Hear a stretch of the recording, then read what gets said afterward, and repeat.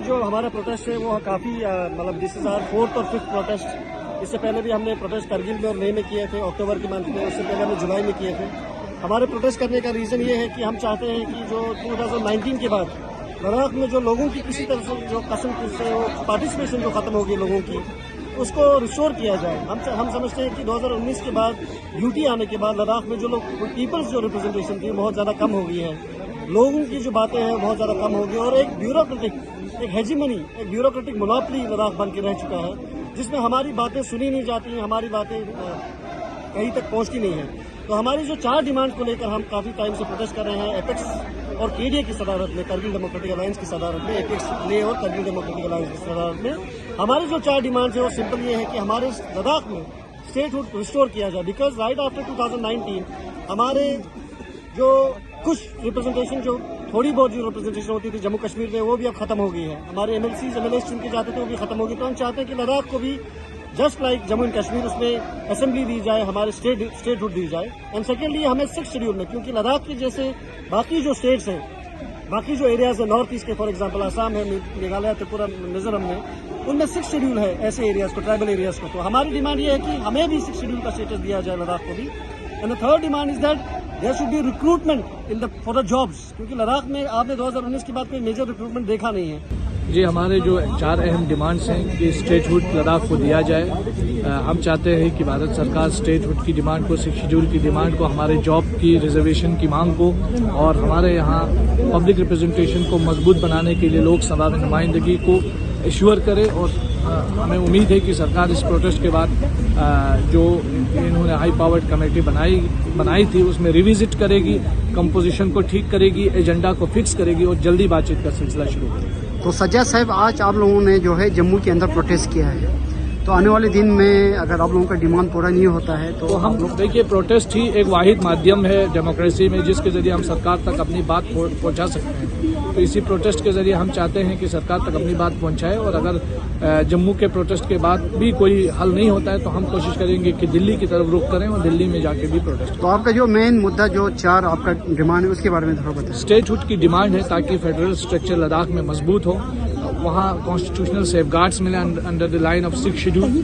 और under 6th schedule के तहत, क्योंकि हमारा ट्राइबल पॉपुलेशन है पूरा, हमारे लैंड सेफगार्ड्स मिले, हमारे लिए बच्चों के लिए जॉब रिजर्वेशन की हम मांग कर रहे हैं, पब्लिक सर्विस कमीशन की मांग कर रहे हैं, क्योंकि ये सारी चीज़ें हमें एस्टवाइल स्टेट में थी।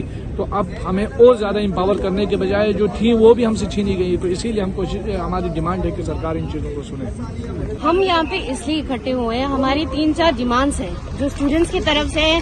हम यहाँ पे मजबूर होके आए हैं, काफी सालों से हम ग्रेजुएट्स हैं।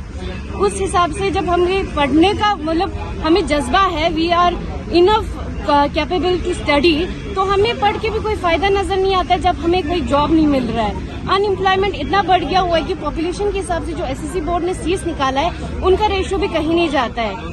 तो हम यही चाहते हैं कि लद्दाख को भी एक पीएससी बोर्ड बनाया जाए, वहाँ पे पीएससी बोर्ड हमें डिप्लॉय किया जाए जिस हिसाब से स्टूडेंट्स आगे सफर न करें। जो ग्रेजुएट्स हैं वो हम आगे रिजर्वेशन उनको मिले कोई जॉब। मैं आपको एक चीज़ क्लियर कर दूं, आज हमारे जितने भी लीडर्स थे, जो स्पीकर्स थे, इन सबों ने आपको बता दी कि लद्दाखियों की 4 ही डिमांड्स हैं। वो डिमांड्स हैं statehood for Ladakh, 6th schedule for Ladakh, job creation and job reservation for Ladakhis, PSC for Ladakh, separate seat of Lok Sabha for Leh and Kargil.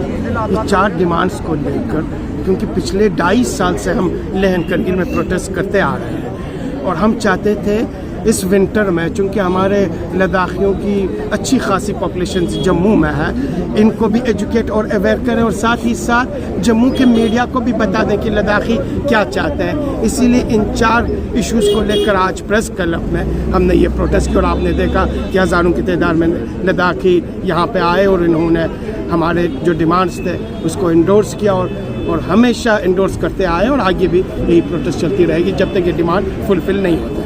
तो सर, अभी हाल ही में जो है एमएचए ने एक कमेटी बनाया था सर लद्दाख के अंदर, तो उस कमेटी को आप लोग मतलब इग्नोर कर रहे हैं, इसकी क्या वजह से? मैंने अपनी स्पीच में मैंने कहा था ये कमेटी जो बनाई है एमएचए ने, उसमें जो भी रिप्रेजेंटेशंस दी गई है वो उनके हिसाब से है, जो एपेक्स और केडीए ने दी है उस हिसाब से नहीं है। एजेंडा उनका है, हमारे नहीं है।